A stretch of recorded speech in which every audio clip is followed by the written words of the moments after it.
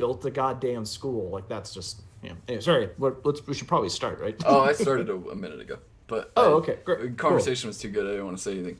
So Right hello on. everybody. Welcome to the 10th episode of a show about basketball. I'm joined with the one, the only Don Denham. We're from the MFFLs. We're going homegrown on this episode.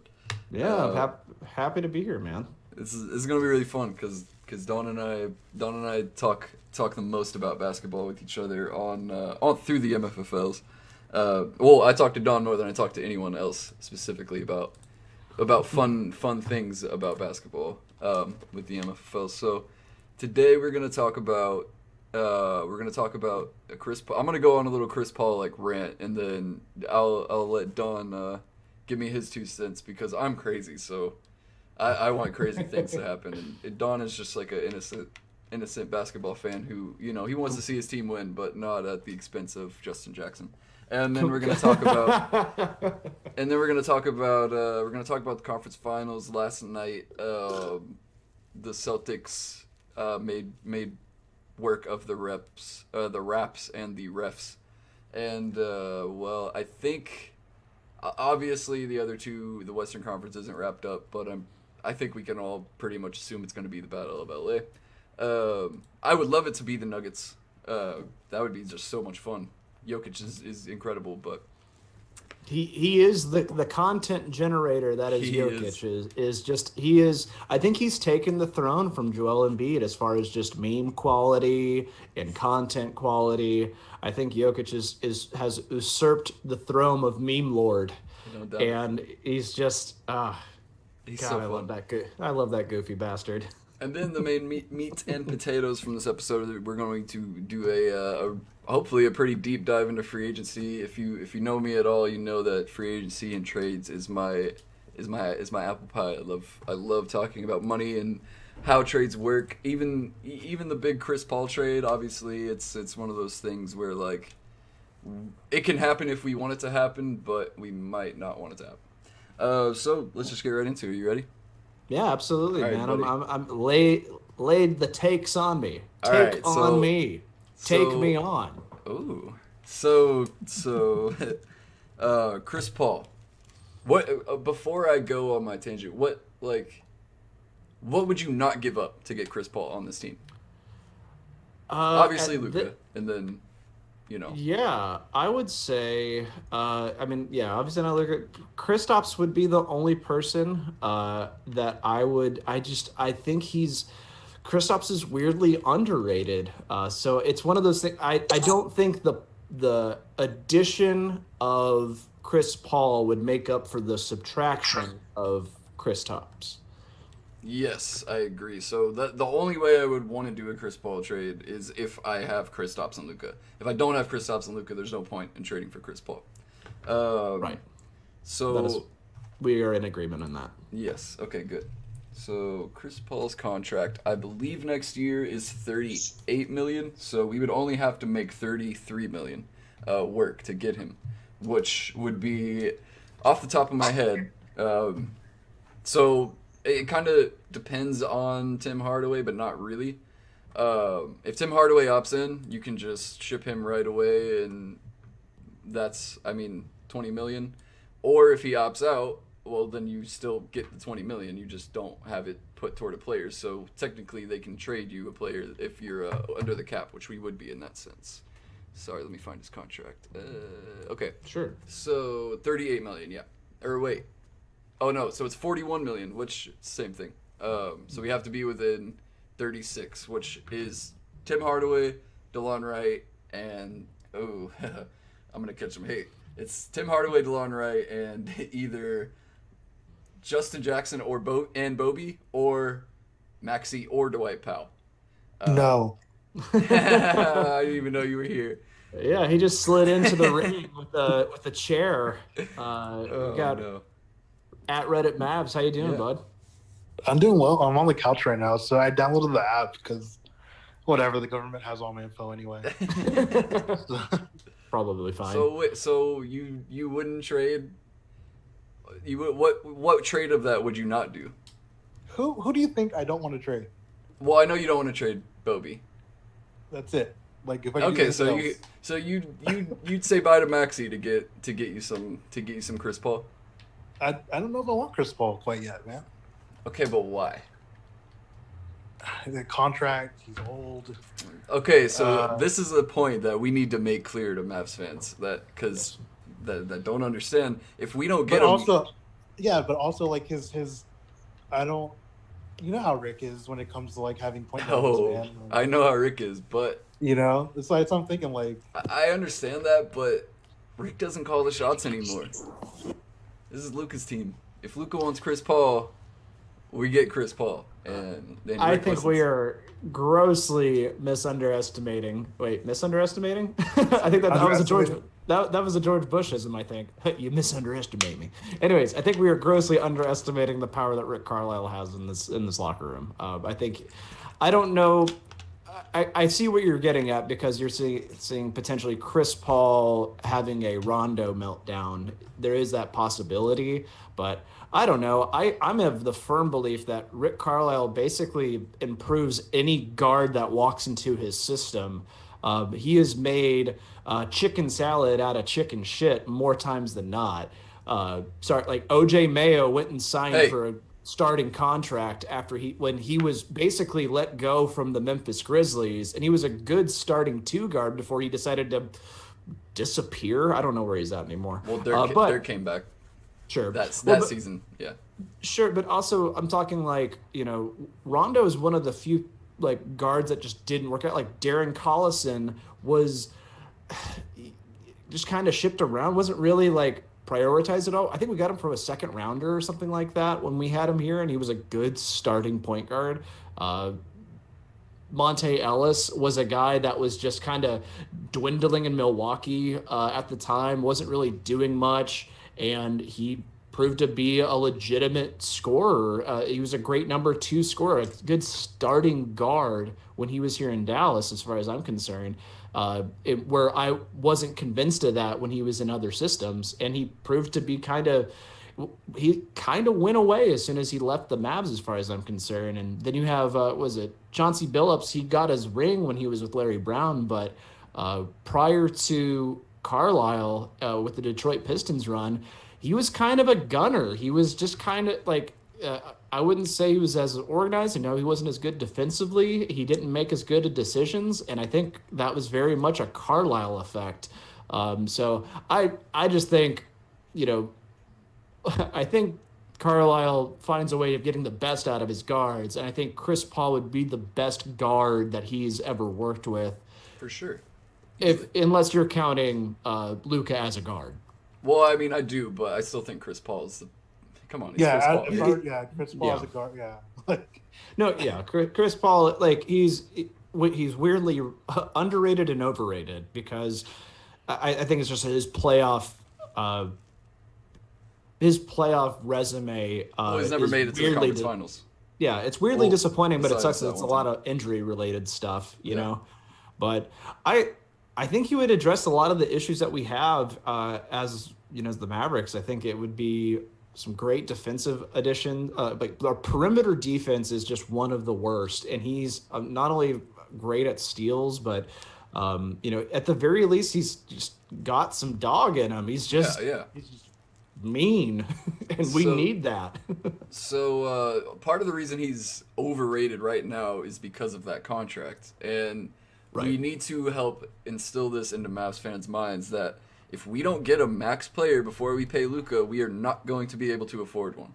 So all these people that are like, oh, I want Bradley Beal, I want Klay Thompson, I want Buddy Hield's not max, but someone like that, we can't, we literally won't be able to afford one unless we obtain one right now or before 21, 22, because that's when. so do I Luka gets do I it. trade Boban?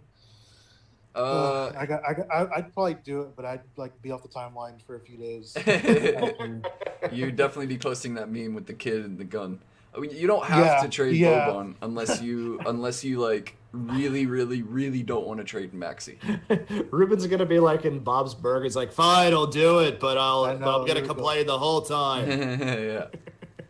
God, you're so good at voices. What the fuck? So And Also, if you do make that trade for Chris Paul, eventually that does become an expiring contract. And if him and Rick That's true. Carlisle That is just true. aren't getting along, you can always trade that, and then you will still be able to obtain more contracts, which is what and sign them for under the tax, which is what we will need eventually. When you have, if we keep KP and Luka, which we should, and I hope we do. But yeah, but my big thing is like it's Chris Paul. Like, how could we not? We need guard help. We need perimeter defense, and we need someone who can close out games. And if you didn't watch basketball at all this year, if you didn't watch the bubble at all this year, Chris Paul did every single one of those things to the best of his ability. My only knock when it comes to like a basketball standpoint is he is going to slow our offense down a lot, which I'm not necessarily opposed to because yeah, we had the greatest offense of all time. It was so fun, 116 points a game, woo. But if you have to bank on scoring 150 points a game, you're taking yourself out of the fight before you even enter the ring because it's not sustainable. Like we had a conference final, or we had a game 7 yesterday that ended 87-92. Teams play defense regardless of what you might think or hear. Yeah. So, I think we should go all out on Chris Paul. I don't think there's any Just reason might we as shouldn't. well. Just fucking just And from shoot a for the fences. from a Thunder standpoint, Dallas makes the most sense because we have Tim Hardaway expiring. DeLon Wright is DeLon Wright is a team option after next year, so that's $28 million that basically you can either keep or dispose of, which is what Oklahoma City wants. They want a salary dump, and Sam Presti's ruthless and will let you know I want a salary dump. Then you have, I guess, if you include Maxey in that trade. Maxi's only on the books for 3 more years after this year, and at $9 million, it's a good price to pay. He's an excellent young player. I think most teams would want him. And then you either add your Bobby, Justin Jackson, or Dorian Finney-Smith. And I'm not giving you Maxey and Dorian Finney-Smith, Sam Presti. Yeah. You can have one or the other, but you can't have both. I just don't. As much as I would like that trade, and we could throw in all the draft picks, I just don't see OKC doing it as much as they are saying they want a salary dump. Because I'm thinking about the other people that would be interested in Chris Paul, which Milwaukee was the first one that was thrown out, and I think a package of Bledsoe, Middleton, and a bunch of picks is better than a Maxey, THJ. I'm saying in the sense of an OKC build out because I think at that point you're just saying, all right, Shai Gilgeous-Alexander, you're given the keys. We're going to build around you. And I would imagine they would do that with wings and scoring more than they would do it with, let's put another, Steven Adams that can shoot threes, which is kind of what Maxey, that's how I see Maxey. Maxey's actually a pretty damn good defensive player, a good rebounder. Way better switch defender than Steven Adams, but I know what you mean.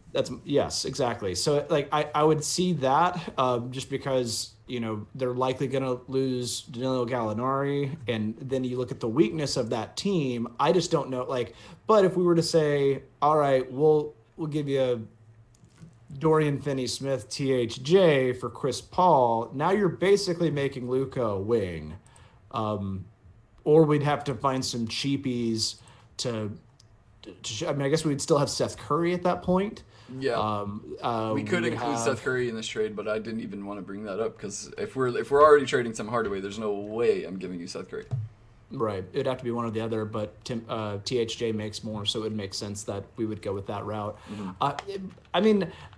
I think Chris Paul, if you're looking at playoff success, it is a matter of who your best 7 players are. That's really what it comes down to is, depth isn't really that important in the postseason. It gets you to the postseason. That's the reason Milwaukee was number 1. That everybody contributed a solid C+ to B+ effort plus Giannis. Then when it came down to playoff time, now granted this is a weird playoffs and just I don't think this playoffs counts too much because depth is really important in this playoffs. But in a normal year, you're 100% right. It's all about your best 7 guys. Well, your best 8 guys. You're making a good point that even though our offense would slow down, we would take maybe an offensive rating hit by just having less possessions. but we would be a better team because now our defense has significantly improved, and Yeah. that's something that we just need. Like when I look at team need, I'm thinking perimeter defense. That's the first thing that comes to mind as a Mavs fan. Yeah, and I'm not saying like we have to trade for Chris Paul. There's no other trade I want, and nothing exists. Sure. I'm saying No, of let's. course. You're exploring the options. I'm saying It's if an Sam option. Presti is dangling him in front of our face, let's take Chris Paul because he's fucking Chris Paul. He's one of the best point guards of all time. Like when you think of the best point guards of all time, Chris Paul has to be on the short list. Well, he is pretty short. Well, yeah. Which I mean, hey, he doesn't play defense like it though. That's true. I will say that his tenacity is something that I used to be annoyed at. I used to be kind of annoyed at, like Clippers Chris Paul. I never Oh liked. yeah, hated And I- hated Clippers Chris Paul. And I loved Hornets Chris Paul. I don't know. I mean, maybe this is Besides just, that one year, I loved Hornets Chris Paul. and I don't know. I'll never like anybody that's on the Rockets until they leave. But it was this season that I realized, like, God, he is so goddamn good. Like Yeah. he's one of the best mid-range creators I've ever seen, and it's kind of a lost. It's clearly a lost art in modern NBA, but like guys, being able, like I'm seeing it a lot in the Toronto or the Boston Toronto series.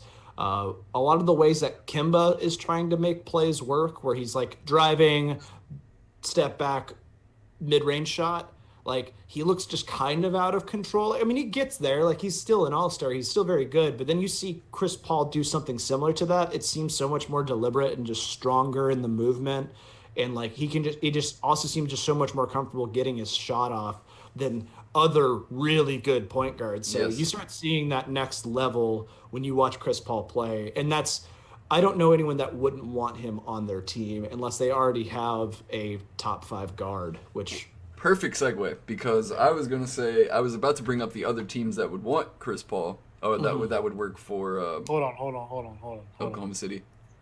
Hold on. That's all I'll let you guys know. I gotta go. Oh my gosh. hey, See you, buddy. good having you. Love you. Bye. I'll see you tomorrow. See you, buddy. Bye. You will see Ruben later on the Hoops and Hefeweizens podcast. You Yes. should subscribe Yep. and like it and review it wherever you listen.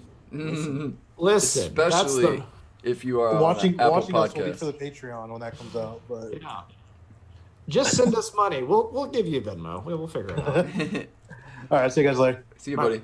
See you, man. So yeah, the other Perfect segue. That was Yeah. completely interrupted. yeah, the other contracts, the other teams that would make a run at Chris Paul. You hear the Bucks, which I really don't like. I like Chris Middleton and I like Eric Bledsoe, but if I have in my head that Sam Presti is looking for a salary dump, and those guys just aren't that, like, they're good, they're great, they're probably the best package you can get back for Chris Paul, but I don't think that's the direction they're going in. But I think I that guess makes that is complete sense. expensive since Yeah. Chris Middleton. Well, Bledsoe just signed an extension too, so Right. Yeah, I guess they're, that would they're be on the more books for a pretty penny, and Bledsoe gets incentives for making an all defensive team. So the Gumby actually brought up a really good one to me yesterday. It's another salary dump, and it's Utah.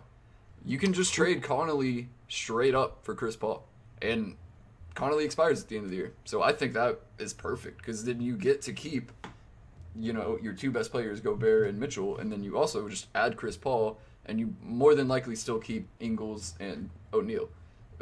If that's a 5-man lineup, that's really good. pretty damn good. For a team that's consistently been one of the better defenses for the last 4 years, adding one of the best, perimeter defenders in the league of all time, it only makes it all the better. So I really like Utah.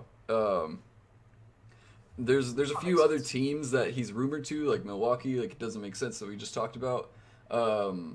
Philadelphia, it kind of makes sense, but if OKC is looking for a salary dump, why on earth would they take Tobias Harris or Al Horford?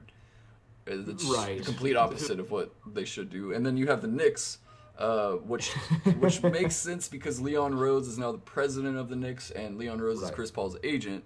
But that would be.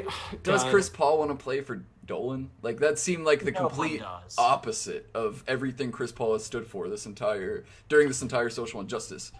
Well, Presti is ruthless, so he would definitely send him to NBA Siberia, known as the Madison Square Garden. I don't know, man. I mean, if you're looking to find power forwards, Yeah. you could get a Costco load from Yeah. the New York Knicks. Yeah, So the Knicks would have to trade Julius Randle, and he only makes 4 million guaranteed next year. He has a team option, not this coming season, but the next one. oh, if So there's it's trade, technically a salary dump, but I'd right. rather not have Julius Randle on my basketball team if I'm trying to develop something with Shea Gilgeous. Just doesn't I make don't, sense. I just don't know who I would want from the Knicks that I'm willing to trade a start like an amazing star player for that I can get value for because like Chris Paul's gonna be your starting like I know he's making a boatload of money, but like he's what John Wall should have been when it comes to supermax contracts. Like Yeah, he's someone at that least is he's there absolutely most of the time. he's there most of the time. He's going to he's going to contribute to winning basketball, and he's going to make the players around him better. So then so if you were to send him to the Knicks, I don't know a single player that I would want as Presti unless it's strictly salary. If it's just like unless he's just mad at Chris Paul for losing Game 7, I don't see why he does that. Aside unless you His just like, coach that he already fired lost him Game 7. But yeah, right, yes, and I think that's. I wouldn't be surprised if Chris Paul is not traded. I would be oh yeah, keep Chris Paul. Like keep right, Chris but Paul. if they're gonna go full salary dump, man, it would be good for the Knicks, obviously, because there's just not a play like just if you were to look at just like the ratings of each player, I wouldn't rate any of them more than a B minus, maybe. Like I mean, I'm very high on Robinson, but other than that, yeah. yeah, but Mitchell Robinson's looking like Rudy Gobert light. Like That's what's not a he problem really- with me. Well, I mean, a fine contributing player, like a starting center, I suppose, but like he's nothing to like. He doesn't have enough offensive production to build anything around him. No, I mean, he's not. You're not going to get value for Chris Paul. You're not going to get Chris Paul's value. You're not even going to get close. No, so that's what I'm saying is like, I don't know what you would be able to package together as the Knicks, Yeah, like me neither. the number 8 Oh, round pick, the number 8 pick in the draft with the least amount of threshold since Anthony Bennett. Like, Yeah, exactly. And like, if I'm looking at this draft class, I'm looking at the G League. Like, Yeah. that's just like, I mean, who's I someone we think can- there's plenty of NBA players, but there's not like any there's no Lucas, there's no Aitons, there's not even like Wiggins. you right. know? There will be some solid role players in this draft. I'm more than certain of it because that's what happens. Like, the worst NBA drafts are typically ones that are just guys that are your, depth players for the most part, rotation guys, which is great that we need those, but like Obi Toppin isn't going to make I don't know if he's going to make a starting lineup this year. And like he's fun to watch. He's a fun, roll to the rim four, but great in transition. That's cool. Do you know who's really great in transition? Pascal Siakam. And where did he go this past series? Back to Toronto before everybody else apparently. Yeah. So I don't know. I let's see. Another team that I would think would want Chris Paul, it would be somewhere in the East. I mean, Orlando, I think, could offer something really interesting. That's very true. Just because you could offer good starting players if you're wanting to just jumpstart the SGA train. So if you were to get like an Aaron Gordon and I don't know, Fournier. I don't know the Orlando roster that well, but just if you were to try throwing together. What about I give you Steven Adams and Chris Paul, and you give me Vucevic, Fournier, and Aaron Gordon. That checks out, I think. If not, you're really close.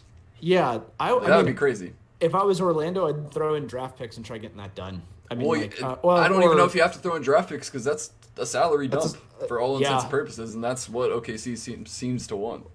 Yeah, I mean, I want to see those three.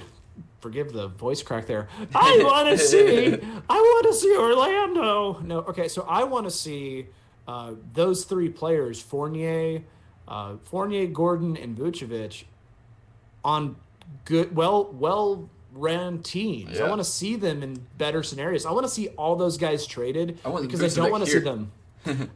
I would welcome any of those players on the Mavericks just because I think that you will get more production out of them because Orlando is just so poorly run. Yeah. And I think it's a clear sign that why like the DeVos family is Yeah. who have ran the Orlando Magic for the last 20 years, and that is a perfect representation of what they're doing to our education system at this point. I was about to say, So- from the top of the pyramid scheme down to the Orlando Magic, they're not good. Oh no, absolutely not. And where it's like you have a really good player in Vucevic. I mean, like he is like He's a the second low best center in the post- East. He is. I mean, Embiid is amazing. He's obviously far and away number one, but who's less second? consistent. You can make an argument for that. I wouldn't be offended by that claim. Vucevic, yeah, he's pretty. I mean, I guess the only thing is defensively would be the only thing that I would argue about. I mean, but yeah, but at that point, I mean, he still gets you like 10, 11 boards a game, and has Yeah. a cat-like stroke almost he's the second best 7-foot shooter and the third Sure. best 3-point shooter. Well- 7 feet tall. I would say as well, defense has just proven time and time again to be a mental thing. Like James Harden was one of the best defensive players when he was playing for OKC, and since he's gone to Houston, he's clear like he just takes plays off. Yeah. And so it's like defense is less ability than it is mindset. And if you're just fighting for an 8th seed all the time, how much of that is really something that you're going to be like, Yeah. all right, I'm going to take this on, but like Yeah, exactly. I don't if how much of defense is winning culture versus like actual individual effort? I feel like there's some Venn diagram that would show that. Well, it's like you but- said, Vucevic, like he's really, really good. He can't give 100% effort the whole time. I mean, No. because he knows what is like around him. He's a very smart basketball player. He knows that you're right. You're fighting for the 8th seed. Like, Right. so we talked a lot about Chris Paul. And Yes, we did. So much so that we're not even talking about Chris Paul anymore. Sure, that's fine. So let's see. What question should I ask you? I guess who would you want to come out of the West?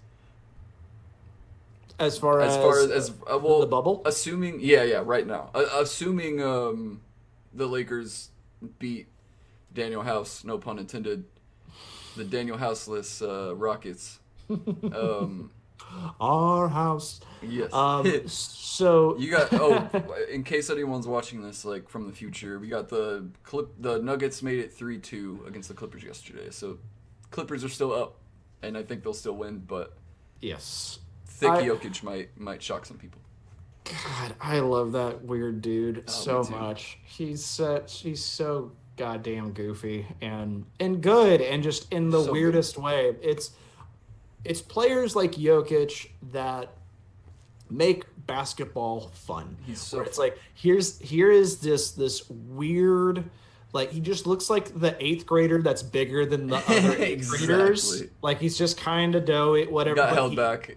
Yeah, exactly. He's the red shirt 8th grader, and like, but he's fantastic. The only part of Jokic's game that I don't like is his stupid fadeaway jumper that looks Oh, so yeah. lazy.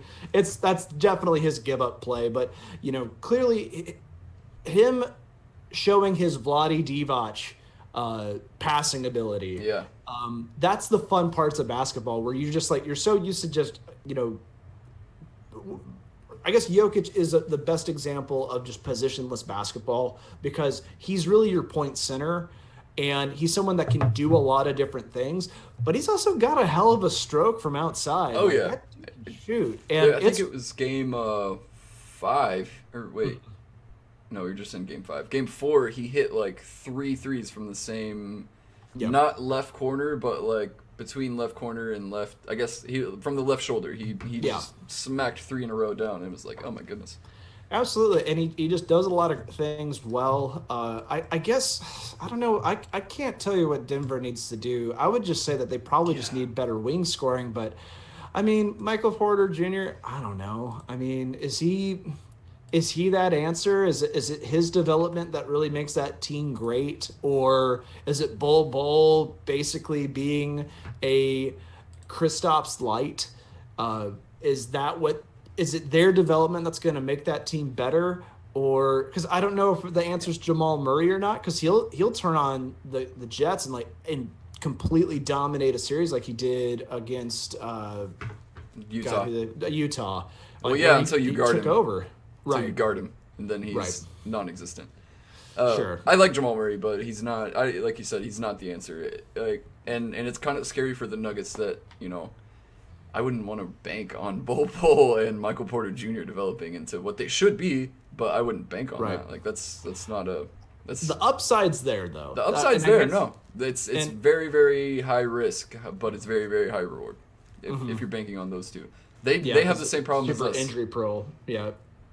They have the same problem as us, where like they have a guy that can literally do everything on the court for your offense, like as much as he can. But then like the guys around him just have to get it going. Like Totally. What happened to Gary Harris? Like what that dude was so good for like 2 years, and then for the last Yeah, it seemed like couple the shooting years, guard. just, Yeah, it seemed way like the down. two guard of their future, Yeah. and then he went to unplayable all of a sudden. I There guess was- you think it's just a lucky lucky streak of shooting don't for like 1 know. year? well, because he was a 3-and-D guard. I don't like. I know there's a point where like you can't improve anymore, but he didn't just not improve. He just stopped getting. He just stopped being good. Like there was a time where like Gary Harris was far and away your second best player, next to Jokic, besides Murray, or instead of Murray. But now it's not even a question that like Gary Harris might not even be your fifth best player now. Right. But yeah, I want the Nuggets to win, but you know me, I'm all for new winners. Like I want new people to win. Sure.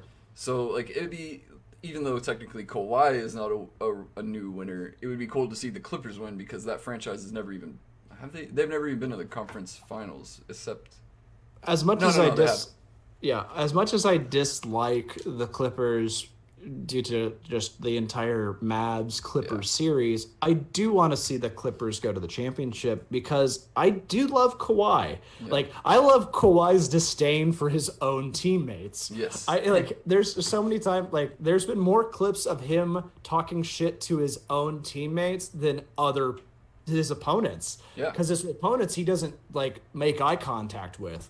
And I mean, I agree. I think also with the Clippers, they make sense as a basketball team to me.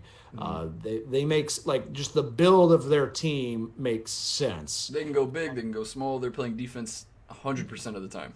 They got their two scoring guards that are both capable of defending pretty much anybody you throw at them. And I don't know, as I will say though, watching the Lakers, like I'm pulling for LeBron. I don't care. too, Like yeah. I don't know, man. I think Anthony Davis has shown that like he's not really stepping up the way that I thought he would. And I don't know if it's because it's a weird fit with LeBron and him, or it's just their supporting cast just sucks. Their supporting And, cast is pretty bad.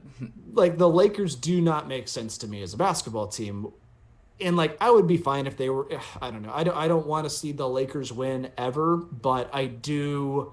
I still like LeBron. I still want to see him succeed, and what he's able to accomplish at 36, which is, God, dude led the league in assists, like total. I was just like, geez, like, and by a wide margin. Oh, like, yeah. It's insane, and he's, just he and Anthony Davis are just. I'm reminded of the Simpsons episode where he's like being hazed in his like weird like cult that he's in, and like quick bring the stone of shame, and he's just like chained naked to a giant boulder that he's pulling. And that's what I think of when I see LeBron and AD. They are just dragging this dead corpse of a Lakers God. team to It's the championship. so bad. It's so bad. And like the fact that you're getting quality minutes out of Caruso is astounding. I mean, like he's fine. I know he's kind of a lightning rod player because, you know, he looks like a janitor and everyone likes dunking on him, but he's like 24 and bald. yeah, it's pretty. We can't relate. That's true. Couple 30. good heads of hair right here. That is absolutely true. I was told by my barber the other day I'll never go bald because I have a lot of fine hair, not coarse hair. So good. So for My all of hair's y'all very listening, coarse. My hair is very coarse. I might go bald one day, but not anytime soon. There you go. So I don't know. It's also, yeah, how much the game has developed into a perimeter game Hmm. of, can you shoot from outside? Can you guard on the outside? And just the guards and wings of LA don't make any sense to me. The Lakers specifically. When I see that team, it still doesn't look like a functioning NBA team to me. Yeah, Like it just there's a lot of times it's just watch AD and LeBron work. And granted, has to be. LeBron's used to that with all his Cleveland teams, and Anthony Davis is used to that. So at least they have like two friends that they can at least like see eye to eye and be like, "Yep, you're doing the hard shit too." And so they're setting each Yeah. other up, and it's theoretically very fascinating. Of like, okay, if LeBron is basically your backcourt and AD's your front court, because that's really like the duality of what they both do well is really interesting, but it just seems kind of clunky. It doesn't seem like it's meshing too well, as opposed to seeing how well a team like, I don't know, how the Clippers look. Like, even though Paul George and Kawhi kind of play the same position, you could pretty much play them 3-4 either way. Like, Exactly. You I guess can play them Kawhi is too, more of a guard. Like, he's more guard build up, but he's like, they both are kind of in that tweener three range. which is I get, perfect. sure, maybe that's what better for modern NBA, but Yeah, that's what I was I about don't to know. say. Like, I they're both guys you could take them off any team and put them on any team. They fit perfectly because I they're also 3-and-D wings. That's the NBA now. I think it's also maybe the Clippers just remind me of some of those old Pistons teams in some way, just as far as just like how many, like they seem like a tough playoff team, and also seeing Clippers Heat would be a fucking fist fight. Yeah. I would Oh yeah. like that's Definitely. exactly what I want to see in the bubble. I want to see guys just like there will be a brawl at the end of Oh that yeah. series, The finals and is going to be insane because it's like both teams are going home either way, so you're going to get the right. best of both. Yeah. However, a Reggie Jackson, Marcus Smart Oh flop god. off would be hilarious, Oh and no. Hopefully, I mean, if so, I was about to talk to you, I was about to ask you about the East. yeah. I don't think the Celtics are going to make it. I love They the don't have an Celtics answer for team. Bam. They No don't. answer, and they have no depth at all. No. I And like them, but I'm surprised they made it this far. They should have won. OG should have never hit that three, and they should have won. Even if OG does hit that three, they should have won Game 6. The ref straight up handed the yeah. Raptors Game 6. Um, I can't disagree with you. And also like both of these teams, as fun as that series was, and I liked that matchup a whole lot. Um God, I feel like we could all get about an hour of our life back if we just yeah. cut out all of the bitching to the refs between Kyle Lowry and Marcus Smart. Just like if we could just cut out any of that footage and just fast forward time, everybody would have gotten like we all have bitching at the ref debt that we could all get paid back from that Oh series. yes. But or just the look. God, I'm just tired of the fall down, hand up in the air, look at the ref immediately. It's just Yeah. like, come, I get it. Like you got to find any advantage. It's scrappy. It's fun. Like the charges I don't mind as much, but like I feel like I don't even know what a charge is in the NBA Yeah, anymore. like you set your feet and everything. You're in front of the guy, and it's still just like, oh no. Well, and like Lowry got a charge call, and it's clear he's still moving and leaning into the guy. Whatever. I mean, I know replay makes this whole Hmm. conversation sort of pointless, but like, I guess as much as I like this Boston team, like Jaylen Brown is my NBA crush right now. I love that Yeah, me dude. too. I love how he has gone from player that people were worried was a bust to being a clear, like just a very, very good. I don't know if I'd say borderline all star with him. And I Definitely. love watching Tatum's development into a clear cut all star and seeing him shoulder the weight of being an actual NBA star. And I think it's fun when that you can see two young guys develop into something that they're supposed to rather than just kind of watching. It sucks to see Pascal Siakam have such a good regular season and it really just evaporated in the playoffs. And Yes. like, and not in a way that's like, I had a bad shooting night. It's like, no, he just kind of lost. And you could tell like the spirit was knocked out of him. Yeah. Like he wasn't even drawing iron on some of these shots. It's like, it, That he shot a three at the end of one of the overtimes. I think it was overtime 1 of Game 6, and it was just Right. like turn around half court. Like I can't believe he even hit rim on it. It was really bad. ugh. There's a. Did you ever play Game Boy Pokemon games growing up? Oh, of course. So there's a meme where it's like Nick Nurse is the trainer, and he's like teach Pascal Siakam dumbass spin move too, because it's like he's got 2 fucking dumbass spin moves, and it's really easy to see which one. I think he's great. He'd be a perfect fit here, but like, yeah, Yeah. he No, disappeared this entire series. He's a good player, and I think he'll bounce back. And like, especially knowing, I know a little bit more about his story. Like Oh yeah, he's gone he's through he's the shit. he's grinded, and Mm-hmm. like he's one of those players that the only reason that we even know his name is because of how hard he has worked. Which not to Exactly, say that's not the case with most NBA players. They all work hard, but Yeah, but he's really had yeah to he do a lot more than most. yeah, he's done the dirty work, but has also like just steadily improved in really great ways. And like he got an All-Star bid this year, didn't he? I believe so. Um, Yeah, I believe he And started. and he was deserving of it. He Oh, does definitely. a lot of good things well. And you know, I hope that he just bounces back from this playoff series, and it's not one of those like Nick Anderson moments where it's just like you're only remembered for when you disappeared. But I don't know. He's got a long career ahead of him. Oh, definitely. He should be fine. I don't know. I will say so. The Miami Heat, I think, are just super fun. They do Yeah. everything well.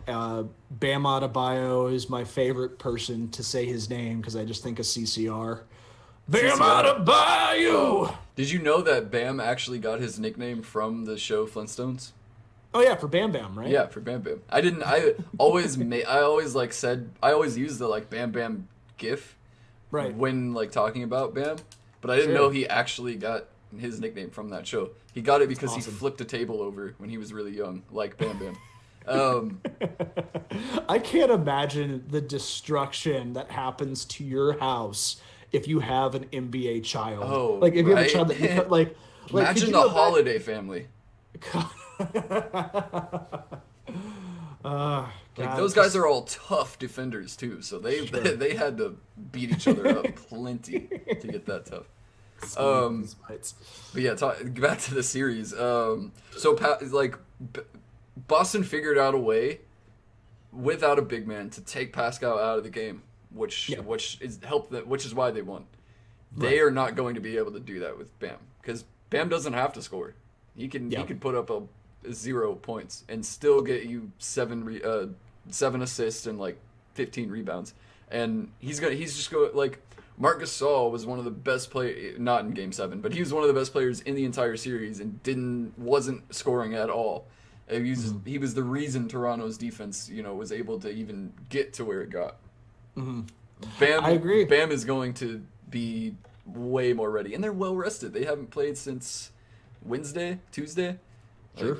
I'm all for. I said with Bibbs on the second episode, this is Miami's like time to lose, and as long as they can make work of Milwaukee, then it would be possible for them. I'm happy they're playing Boston because I don't think they could beat the Raptors, just Really? because I think the Raptors match up better against the Heat than they did against the Celtics. In I can my see that. eyes, because Celtics are young, fast, athletic. Like they're going to pound and pound and pound and keep going and keep going. Whereas the Heat, they kind of slowed down. They got a bunch of veterans that don't. Yeah, they have defensive intensity with Butler and Dragic and Adebayo, but they're not going to like press you as hard as the Celtics were because, the Celtics are supposed to be there. The Heat aren't supposed to be there. Air quotes, both of those. I don't know, man. I think the Heat right now, the cool thing about that team is that it seems that when one person has not as good of a game, somebody steps up. And Yeah. that's just that interchangeable who's going to have the 30-point game. And there's like 6 guys that can do that, where you have Butler, you have Duncan, you have Hero, Bam is Dragic. Dragic. And they got Iguodala on there too. Like I Hmm. mean, I don't think he's gonna be like Jay, all yeah, day Jay. Like sure, they just have guys. Like game 5, I think they had 5 players get over 15 points. Boston can't do that. They don't have yeah. the roster to do that. I, If they do, there then was some holy good shit, they're winning the finals. But they right. can't do There that. was some good minutes out of Williams, even though he missed the last two free throws. Grant or Robert? I think it's Grant. 12 or 44? 12. Thank Okay, you. yeah, Grant. Yeah, 12 he did well. 44 actually had some good defensive plays too. Yeah, So, like but those it's guys not are against like, them. Yeah, it's yeah, like they're not. yeah. So, but then again, man, I don't know. Like this whole bubble experience has been so weird. And can we get someone to actually wipe down the fucking sidelines? Like these guys Oh are yeah. like seeing Jalen Brown do his James Brown impression. Oh, after that he hurt landed. so bad. I was so scared. I was like, dude, all my favorite players are already like Kristaps torn Banged up. meniscus, Jaren Jackson torn meniscus. Please don't hurt Jalen Brown. Like Right. he's all I got left. Ugh. Yeah, that was bad, but very athletic dude. So he was Yes. able to. He played the rest of the game. Played well the rest of the game. He Yeah, looked he kind of was you fine. know, he was like walking slow for the rest of that game, but there wasn't much time left anyway. Yeah. So I think Miami wins in 6. Mhm. I think this is going to be the best. I think we're in for the best basketball we've seen in a very very long time between the Battle of LA and the Heat and Celtics. It's going to be very very fun. So Absolutely.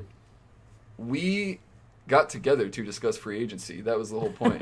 We have not done that, and we are. We have not. We are. We got what, about. Well, I said let's try and talk for an hour. We still got about 20 minutes. Okay. But Yeah, we can do that. we've absolutely killed it this episode. So I'm not even gonna.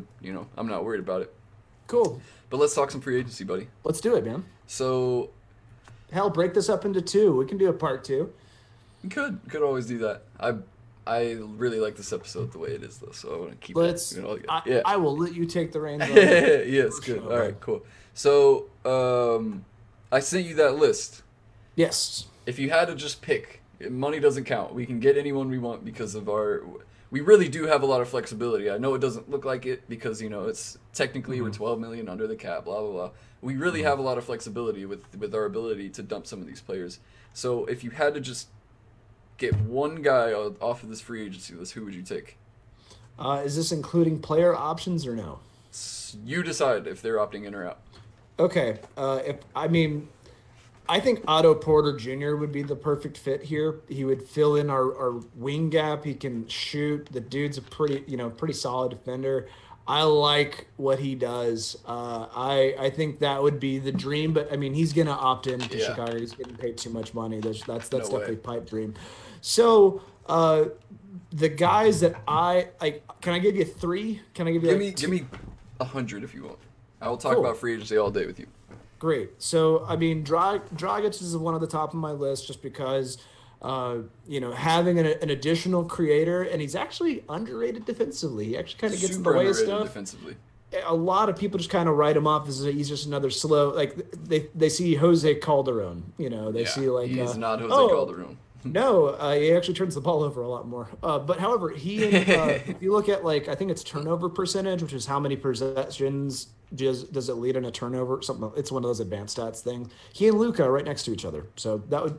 But they're also right up there with each other when it comes to assists. Like you're going to see a higher turnover percentage with people that create more, that have more possessions. They're just bound to turn it over more often. However, he's pretty damn good perimeter-wise. They were looking at so I really like him, and obviously there's a Luka connect there. It would be just really great to just have another. I think he does all the things that JJ Barea does well as far as a chemistry thing, as far as a knowledge thing, someone that can help Luka grow his basketball intellect, because that's really what and also the tenacity as just a guy that's just been through the shit. Like he's fucking tough as nails competitor. Exactly. He will be that guy that fights for Luka, and he also will be the guy that will calm Luka down, because Luka has to stop fucking crying about everything, and Absolutely. Dragic will help that. No question. And they play together, all this kind of cool stuff. So Dragic is up there. I saw one that I really liked, and it was Tristan Thompson is an unrestricted Oh, free agent. done. Yeah, like I I think love you that so one. much. Yeah, he's He's a a perfect good fit. rim. He would help us out so many different ways as far as I mean interior. It would be nice to have an interior defender and rebounder that wasn't Boban because once Maxi leaves, like when Maxi and Kristaps get out, like I don't know. I also like the meanness of Thompson. Like Mm. I like just he just would add an element of toughness to our team that I really like. Uh, I don't have as much stats on him, but he's definitely when I saw that he jumped out at me. Um, you know, another I mean someone similar to him but would cost more would be Montrezl Harrell, obviously. Yeah, I'm going to avoid Montrezl Harrell at all costs because he's going to demand a big, pretty penny, and he doesn't Yeah. play defense, which is Yeah. kind of the opposite of what we're What we looking need. for. Yeah. But I like He's Montrezl Harrell. I just like he's not what we need. right. I would take him, but he's not like. If you're Sure. saying Tristan Thompson or Montrezl Harrell, I'm taking Tristan Thompson. So you said you didn't have a stat on Tristan Thompson. I have a good one for you. What would that He be? in the last 5 years, 2015, has finished in the top two for offensive rebounds per game. It's been between him and Andre Drummond every single year. I think Rudy Gobert snuck in there once. So Sure. when you when you look at it like that, and you look at our team and how our team was able to be the best offensive rating, it's because we had four out, four shooters, or well, three out, Luca, which he's just his own thing, and then a rim runner. Whether Right. it was Maxi, Dorian, or what's his name, number 7? Oh yeah, Dwight Powell. Whether it was one of those three guys, we constantly had a guy running to the rim. Tristan Thompson is literally one of the best rim runners to play in the last decade. So Right. I would definitely try to do that as much as I can. The problem with him, and the reason I don't think we are going to be able to get him, is he's either going to sign a nice deal in Cleveland, or Right. and they're going to pay him for what he's done, even though they already kind of gave him a really overpaid deal. They're going to pay him for what he's done. He's one of the greatest Cleveland Cavaliers of all time. His jersey better be hanging in the Raptors. Like, he was very, very important to that team for the last 10 years. Or he's going to go to Boston, Toronto. He's Canadian. LA. Boston, Toronto, LA. Either of the LA teams. He's going to go to a team that really desperately needs him for no money. And I see. he could do that here. I Yeah. just don't think he's going to be a Laker. Like I'm almost certain of it. They have Dwight Howard. They have That JaVale would make McGee. sense. They're very the Lakers are like they need shooting, but they're very very adamant about being big. And Yeah. he's LeBron's best friend. Like I just don't think there's a chance he doesn't go to the Lakers. But I would love Tristan Thompson here. Any University of Texas ties? You think that draws I anything? don't think that means anything because that's Austin. probably Like, not. You and I both know Austin and Dallas are completely different places. It's Like, true. They're really. It not. hasn't brought KD to Dallas. That's for Yeah. fucking certain. Maybe we can snag Mo Bamba or something, or Jared Allen, but I don't think we're on Tristan Thompson's radar. Plus, man, I mean, I don't think so. like earlier you mentioned, LeBron made Ohio cool, Yeah. but for a guy, he's turning 30, or turning 30 or just turned 30. Let me see, actually. Right. He's turning 30. You've been there for 10 years. Like, he's done everything he can for that franchise.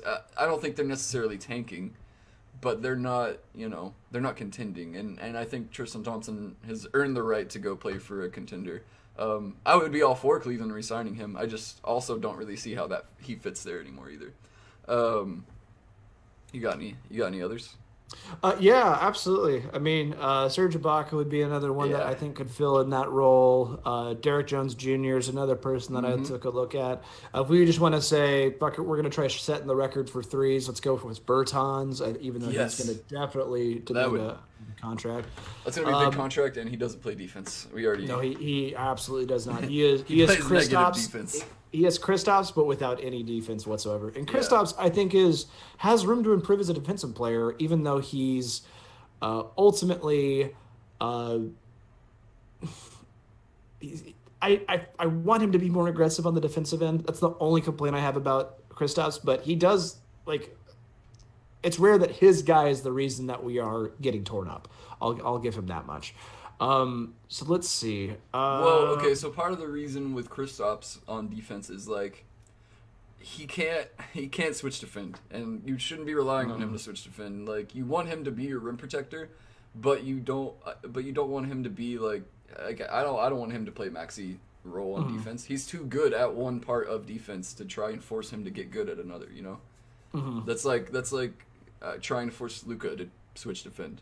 I mean, Luka's better at it because he's faster and a guard, but it's just not Kristaps' thing. And if you get Bertans here and you play him next to Kristaps, they're going to fight in Latvian all the time because he's literally Bertans is going to let anyone blow by him, and Kristaps is going to have to play rim protector. Like he won't even get the chance to switch defend because the guy will already be so far past Bertans.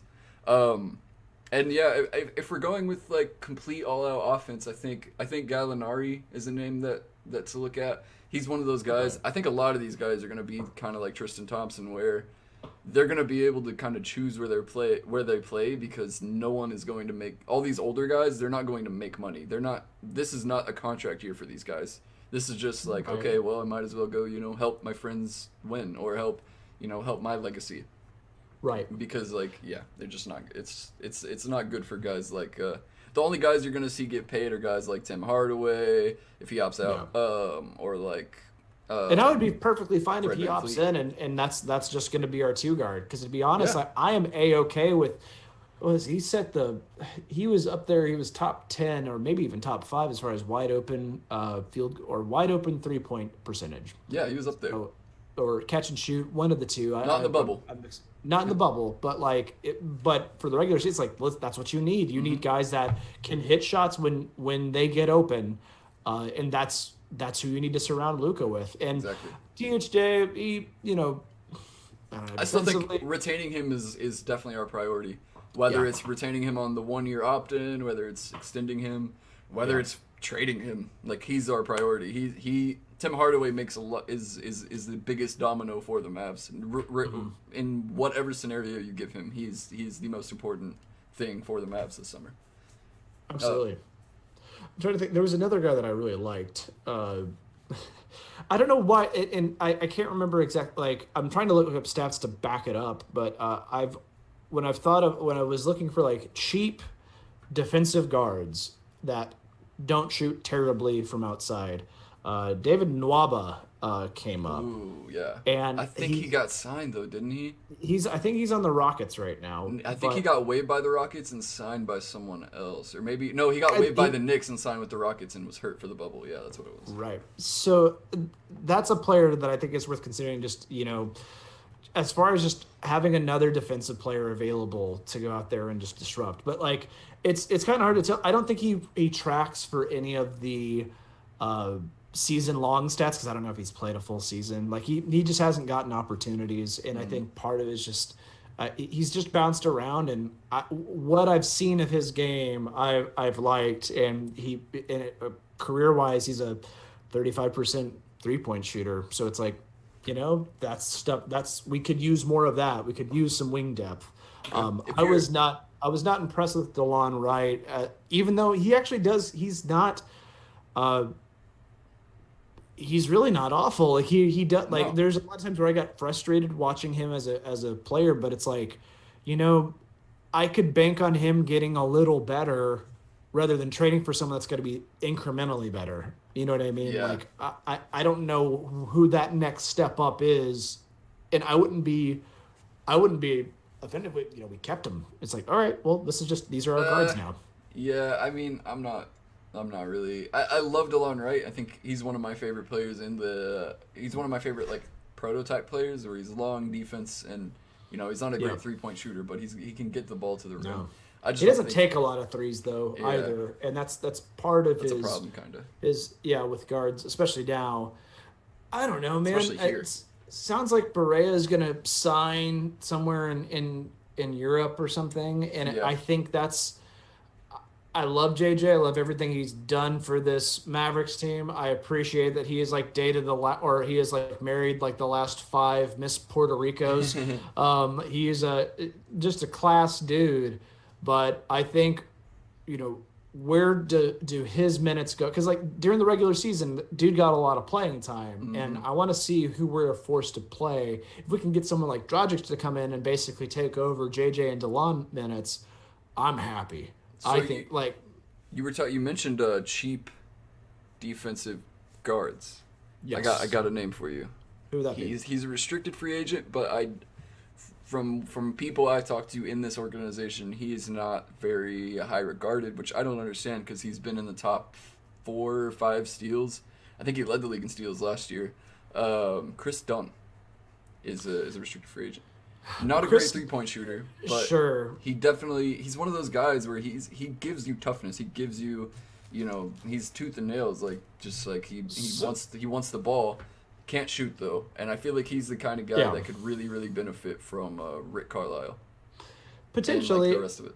Team. Like I said, any guard coming in, I am confident that they will do better and produce more with a Rick Carlisle system. But like Chris Dunn, things I don't like. I mean, he is very aggressive on defense, which he's scrappy. It's fun. Like I do like him in that respect. Steals is a really misleading stat for defense. It's when you're what I'm getting one. at. Sure, like that sounds really good, but like you look at who else is up there, it's not as telling of a stat because you can have guys like Westbrook who've been really up there in steals, and there's guys. I think what it comes down to is how many people. I think deflections is another thing to look at as well, and defensive rating is one thing. I'm actually trying to find good advanced stats that have a better understanding of perimeter defense. That's what I was looking up prior to this show actually, was like, all right, what does this actually work? Because like net rating doesn't necessarily mean anything because that could be someone else's man scoring. Yeah. I did look up this really great article by by 538. It's called A Better Way to Evaluate Defense. And they came up with something called the Draymond method, and it's defensive rating accounting for yielding minimal openness by nearest defender. So it's like we're going super high depth, nerd qualities here. But basically, it's based on regular season playoff data. Let's see. You can do this by like how many people like. Let's see. The best defender according to Draymond is. With a minimum of 10,000 possessions since 2013. Like best rating was, let's see, Draymond Green, of course, yeah. which would make sense. Mm-hmm. But like Joel Embiid, Kristaps Porzingis, Rudy Gobert, Tim Duncan, Andre Roberson, Anthony Davis, Andrew Bogut, Roy Hibbert, Josh Smith, Hassan Whiteside, Derek Favors. So like for the most part, like there's not anyone on here that's like really like that's a fairly okay telling stat, but then they like adjusted it for other nerdy stat stuff, and the people that kind of still hovered and stayed there, that was still really impressive. Kristaps is actually like one of the best. In the last guys don't score on Kristaps. Yeah, and unless he's defending you on the perimeter, then you're gonna walk right by him. Ask Dame. Guys that were kind of interesting that popped up with a good like net kind of a newer rating. It's like they were combining that like their Carmelo defensive ratings and Draymond rating. It's like this weird like this goes beyond my understanding of statistics. But guys that topped the list. Well, just to name a couple of weird ones. Kristaps, Joel Embiid were still at the top. Nemanja Bjelica was up there. That's interesting. Yeah, and let's see, Kemba Walker, Isaiah Thomas, 4'9" Isaiah Thomas. Those guys are not good defenders. Well, Jeremy Grant, Drew Holiday, Langston Galloway. Defenders. Yeah, there were some guys. Langston Galloway, that's a name we should definitely talk about because I absolutely have on good authority that he is probably going to sign a vet minimum deal with the Mavs. That would be fantastic. I would almost put it in writing. I think there's a very, very good chance he would be here. He's coming here. Let's pull up the Vegas numbers, see if there's any odds for where he can sign. I don't have Vegas on the phone. I don't have Vegas on the Zoom call. Hello, Mr. Vegas? Yes, I'd like to place money, please. Yeah, I would take that bet. I very, very strongly believe he will be a Mav for next to nothing next year. If he's not a Mav, he's going to go to another team that's going to beat the shit out of the Mavs because he's an excellent 3-point shooter. I think last year trade deadline, he was somewhere around like 6.5 threes per game at just above or below 40%, which is Tim Hardaway's number, and way less. Another interesting person to throw on here for that net change rating, the one that I was telling you about earlier. Trey Burke is actually not far from the top here. Top 40, it's disrupting someone's openness. Like, how often are they hitting a wide open shot is typically what kind of the gauge for that Draymond rating. So you're getting into some real spatial stuff when it comes to all right, well, okay, let's say this person has this really great rating. How much of that contributed to winning basketball? Now we're talking about how nuts statistics can be. Yeah. So just a few other random names that I think, are plausible and that we should at least consider grabbing because of like the high upside that these guys have. You have, what's this? Oh, I just saw it. I lost it. Oh, Harry Giles. Sure. Absolutely. He's 22. He's young, so he might not be like exactly what we need, but he's unrestricted. Out of Sacramento? Yeah. Yeah. Very, very raw. One of the most raw players I've ever seen, but potential G Leaguer. But the upside is like he has almost the passing ability of like Bam Adebayo and Jokic when he's focused and when he can really get it. And I think part of the problem, I mean, being on the Kings is like being on the Knicks in the West. It's where young raw players go to die. Mitch Robinson is very, very lucky that he's very good and well mannered and tempered because someone like that wouldn't last in New York on a normal year. I played a season of 2K. Sometimes I like going like, can I fix a bad roster like as a GM? That's my life. Yeah.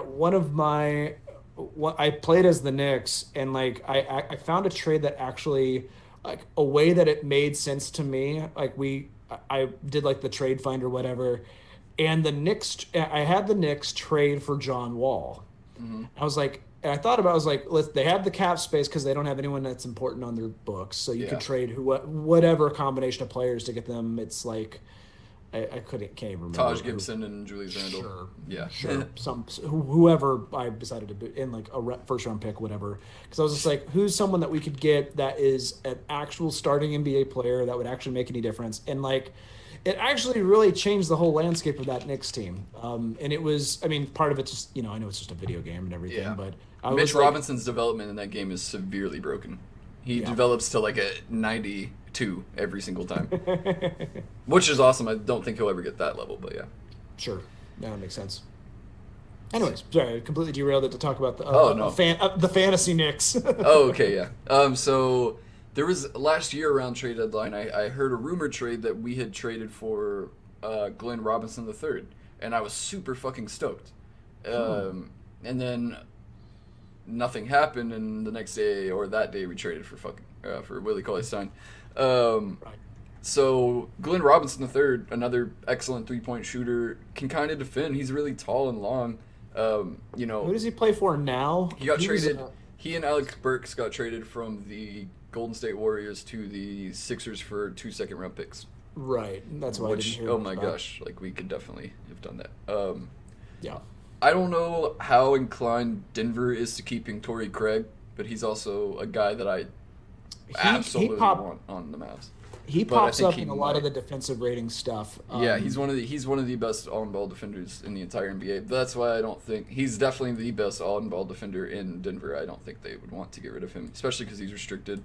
So you can go. They're over the cap so much anyway, and they're not going to get taxed if they sign him. So I would do anything I could to keep him, but I would take him if they don't want to. No question.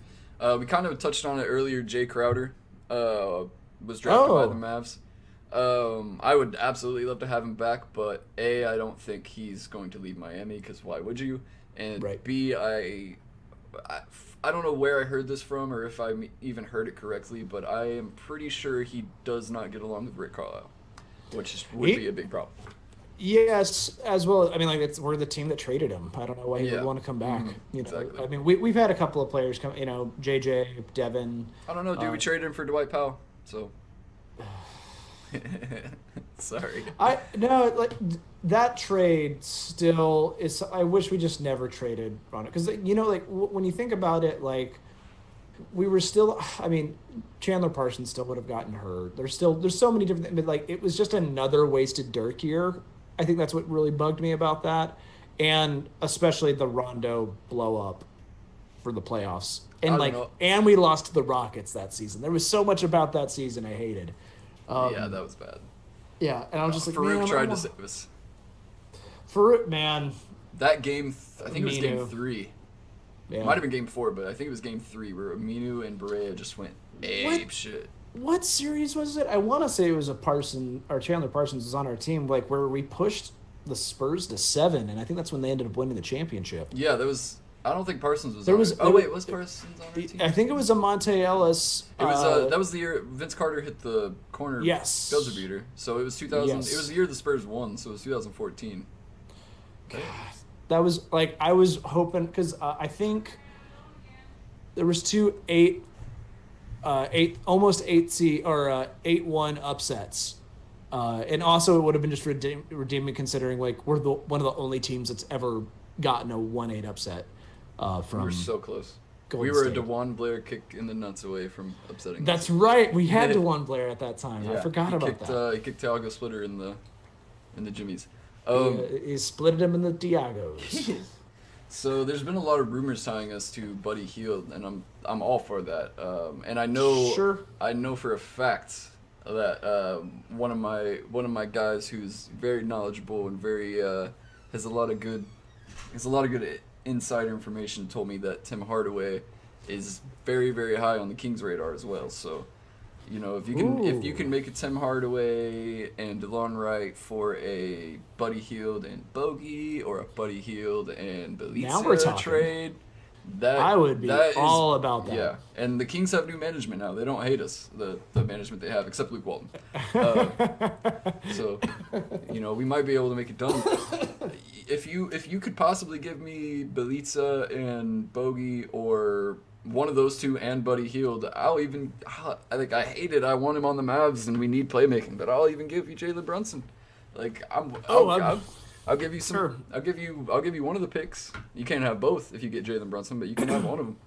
Oh, I would be all about that. I think Healed and Bogey would be so much fun on this team. Oh yeah. I mean, just wide open threes for days. Like Bogey I think is that, restricted, and I know he doesn't want to play for Luke Walton anymore. So he's as good No. as gone. I just don't. I don't know who signs him and what for. Compared to us, Right. we can sign most of these players to as much as they can possibly make. So, right. We don't even know what Sacramento's going to do. I mean, Sacramento's been just a tire fire since Stauskas. I mean, hell, you could even this is say the before Boogie.